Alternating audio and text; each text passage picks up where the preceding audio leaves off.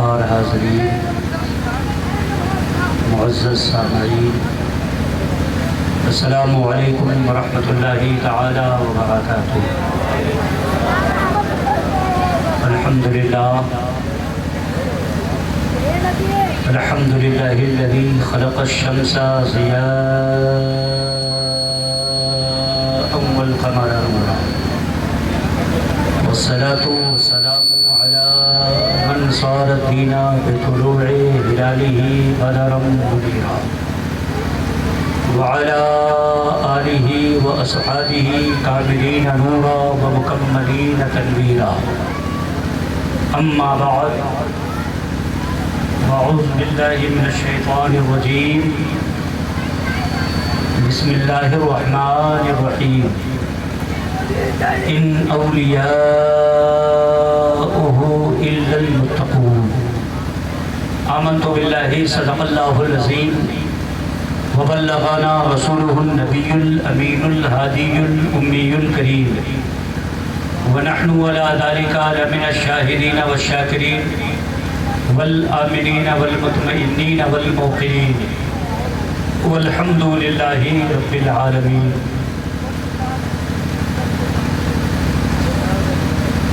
طلب کے منہ تو کس قابل ہے یا غوث، طلب کے منہ تو کس قابل ہے یا غوث، مگر تیرا کرم شامل ہے یا غوث۔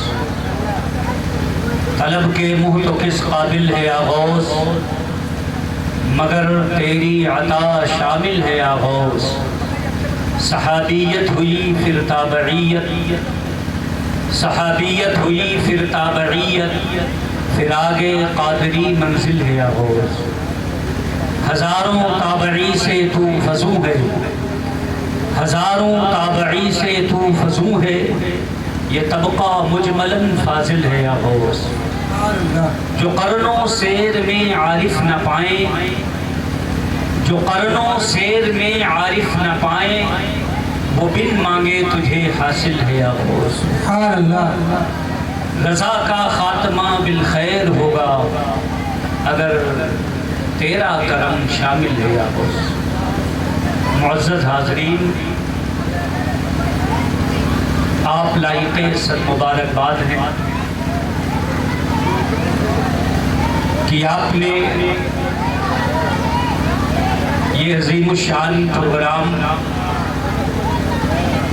بڑی محنت و مشقت اور جافشانی کر کے منعقد کیا۔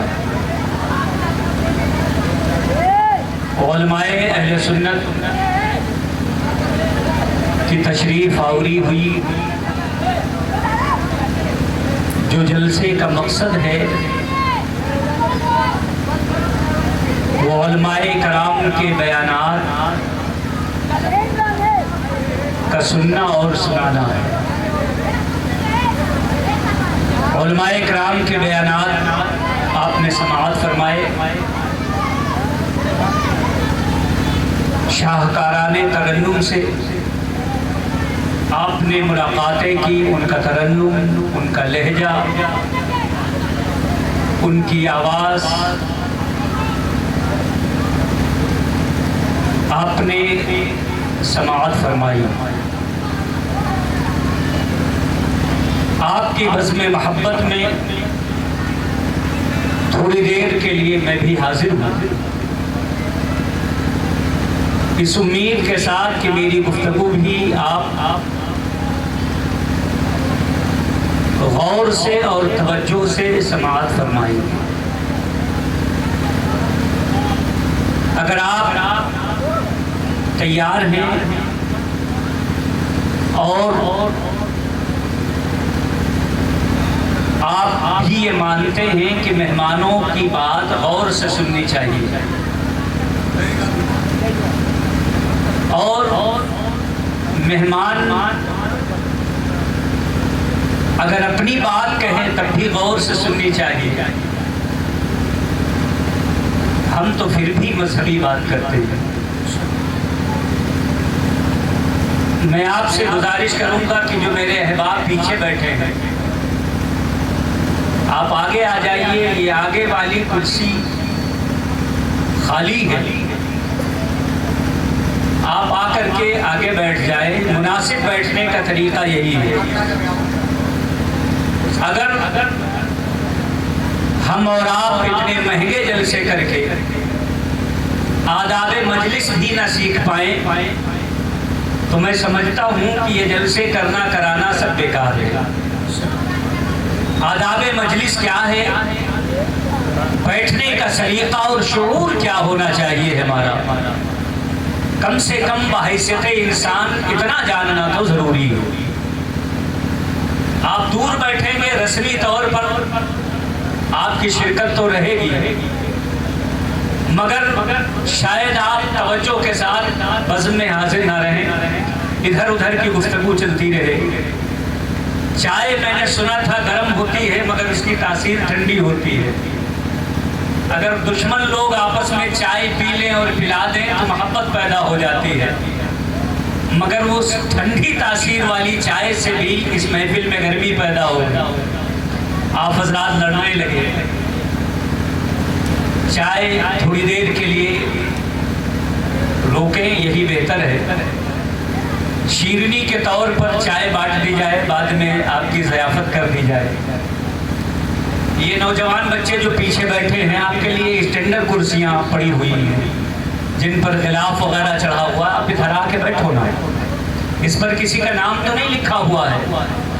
مذہب اسلام میں کسی کی جگہ کی کوئی گارنٹی نہیں ہوتی، کوئی سیٹ ریزرو نہیں ہوتی، نہ مسجد میں نہ جلسہ گاہ میں. بولو صحیح ہے کہ نہیں؟ مسجد کے اندر بھی چاہے جتنا بڑا چودھری ہو، زمیندار ہو، امیر ہو، رئیس ہو، کبیر ہو، مگر اگر کسان اور مزدور پہلے آیا ہے اپنی پھٹی قمیض کے ساتھ پہلی صف میں بیٹھا ہوا ہے تو کسی زمیندار کی حیثیت نہیں کہ اس سے کہے تم اٹھ کر کے پیچھے چلے جاؤ، اس جگہ پر میرا قبضہ ہے، یہاں میرا نام لکھا ہوا ہے. یہ ہمارے مذہب کی خوبصورتی ہے. یہی وہ مذہب ہے جس نے اونچ نیچ کا فرق مٹایا، امیر غریب کا فرق مٹایا، گورے اور کالے کے درمیان تفریق ختم کی اور سرحدی نفرتوں کو بھی عبور کیا.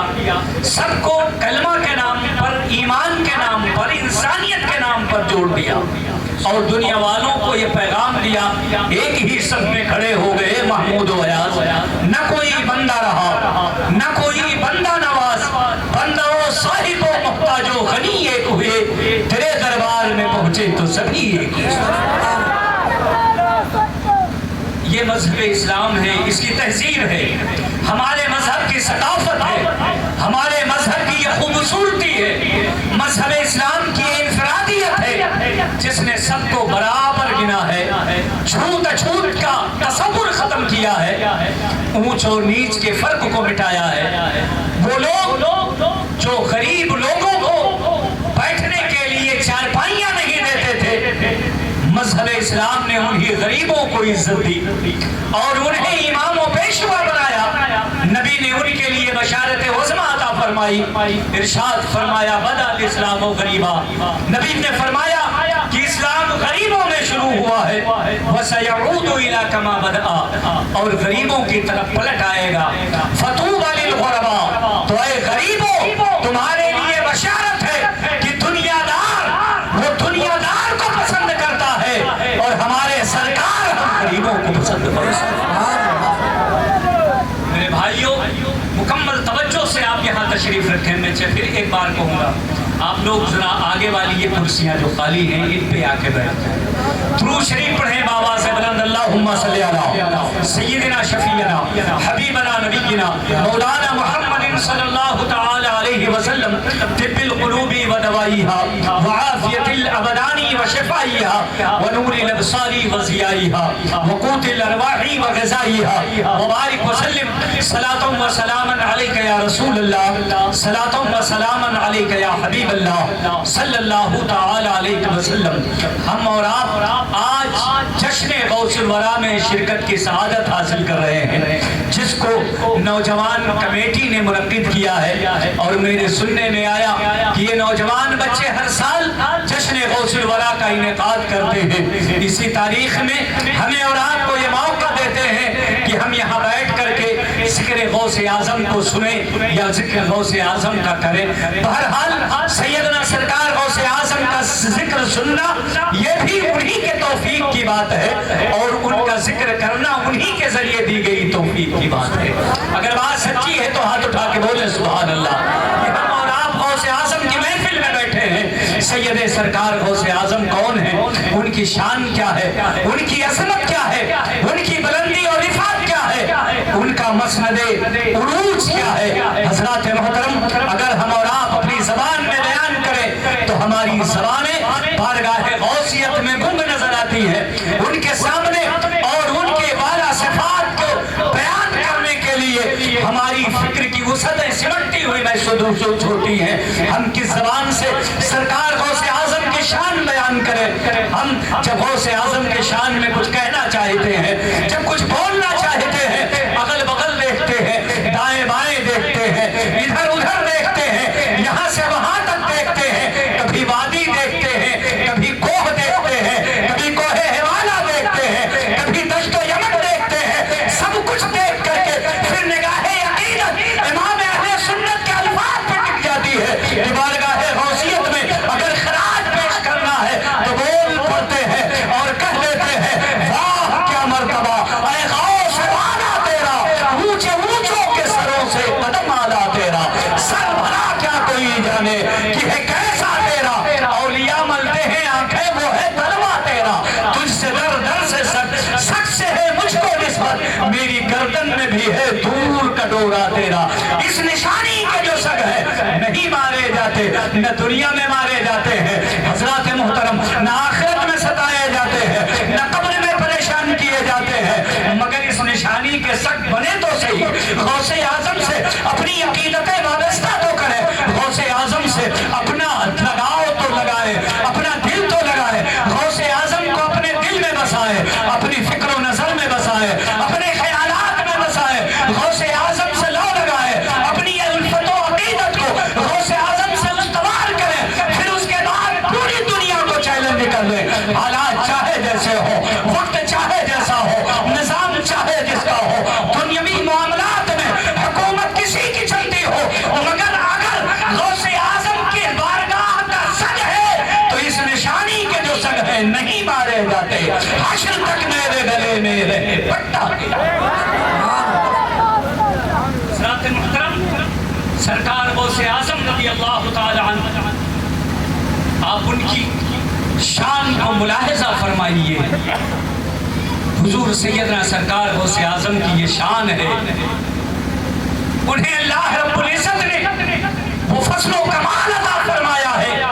آپ فرماتے ہیں, خود فرماتے ہیں, اے دنیا والو نظرت الی بلاد اللہ جمعا کخردلۃ علی حکم اتصالی.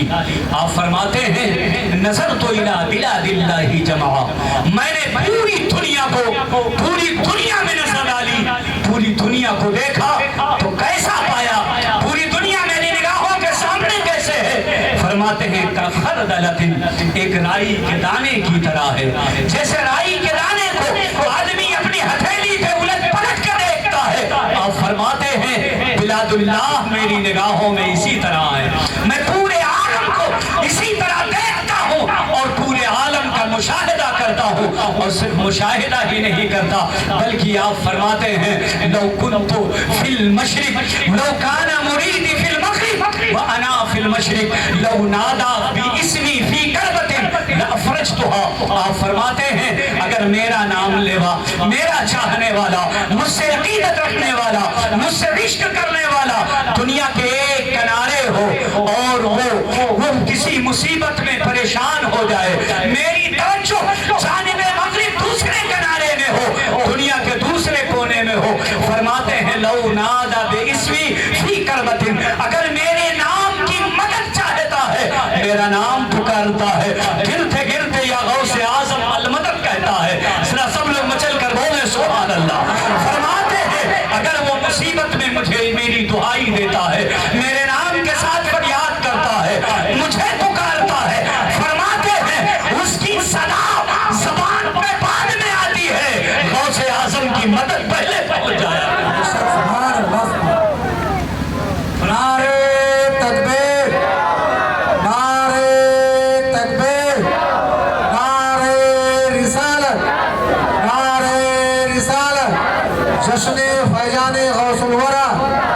سبحان اللہ۔ میرے عزیزوں، میرے بھائیوں، آپ غوث اعظم کو پکاریں تو صحیح، ان کے صحیح معنوں میں عاشق و شیدا تو بنے، غوث اعظم سے اپنی نسبتیں جوڑیں، لو تو لگائیں صحیح، غوث اعظم کے غلام بن جائیں، پھر زمانے میں یہ مجال نہیں کہ وہ نظر بد آپ کی طرف اٹھا سکے۔ جس کا قائد غوث اعظم کی طرح پاورفل ہو، جو قبروں سے مردے زندہ کر دے، ذرا بولے، مچل کر بولے سبحان اللہ۔ ایسی قوم کو پریشانیوں میں مبتلا ہونے کی ضرورت نہیں ہے۔ جس قوم کے پاس غوث اعظم جیسا قائد ہو، جس کے پاس غوث اعظم جیسا رہنما ہو، جس کے پاس غوث اعظم جیسا محافظ ہو، جو اپنے مریدوں کو، چاہنے والوں کو ہر پریشانی سے بچانے کے لیے آپ پکارے لا لگائیں اور ان کی نصرت و مدد کھڑی ہوئی ملے۔ حضرات محترم، وہ سیدنا سرکار غوث اعظم ہیں۔ شان رفعت آپ ملاحظہ فرمائیں، اعلیٰ حضرت جیسا امام بیان کرتا ہے، اعلیٰ حضرت جیسا عالم بیان کرتا ہے، اعلیٰ حضرت جیسا قلمکار بیان کرتا ہے، اعلیٰ حضرت جیسا ایک محقق اور اتنا عظیم فنکار بیان کرتا ہے۔ حضرات کوئی تو بات ہے غوث اعظم میں، وہ اعلیٰ حضرت جن کے پاس بڑے بڑے امیر و کبیر و رئیس نذرانے اور لفافے لے کر کھڑے ہوتے تھے اور کہتے تھے ذرا احمد رضا میرے بارے میں کچھ لکھ دیں، اعلیٰ حضرت میری شان میں کچھ لکھ دیں، کچھ جملے رقم کر دیں، کچھ الفاظ اور اشعار آپ تحریر کر دیں، تو آپ دنیاوی دولت کو ٹھوکر مارا کرتے تھے اور پھر لکھتے تھے، مگر ان کی شان میں نہیں لکھتے تھے تو آمنہ کے لال کی شان میں لکھ کر بتا دیتے تھے۔ اے دنیا دار، تم یہ نہ دیکھو کہ احمد رضا کے قلم کی روشنائی خشک ہو گئی ہے، تم یہ نہ سمجھو کہ ہم نے لکھنا چھوڑ دیا ہے، میں آج بھی لکھتا ہوں مگر مصطفیٰ کریم کی شان لکھتا ہوں۔ چنانچہ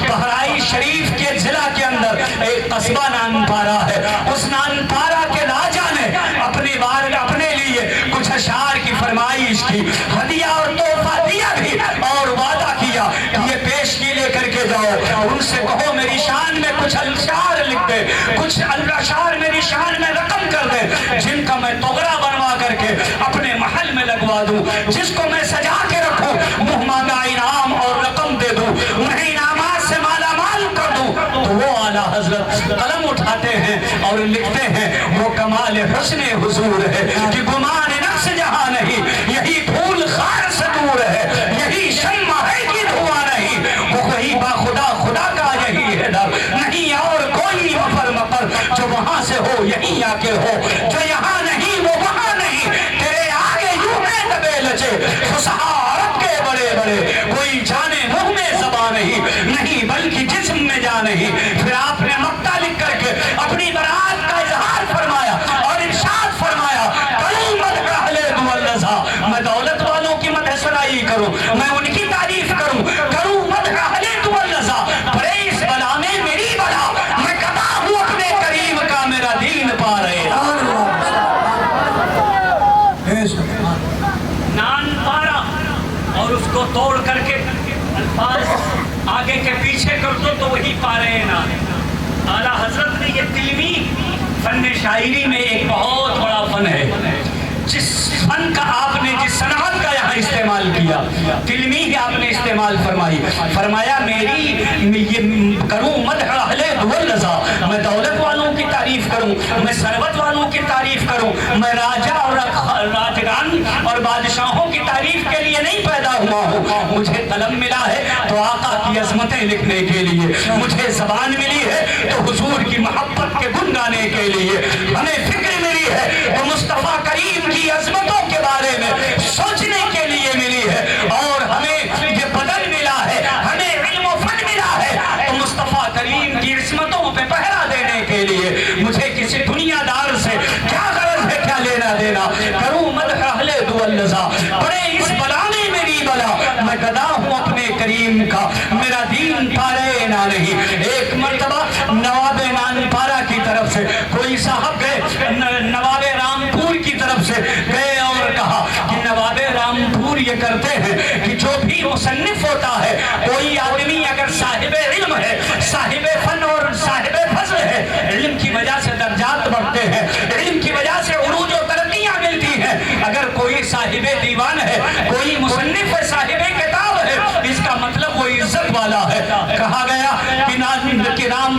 و نواب ہیں، علم کے بڑے قدرداں ہیں. اگر کوئی صاحب تصنیف ہے تو اس کے لیے وہ پوری عمر وظیفہ مقرر کر دیتے ہیں اور کہتے ہیں تمہیں علم و فضل ملا ہے، تم کہاں جاؤ گے کاروبار کرنے؟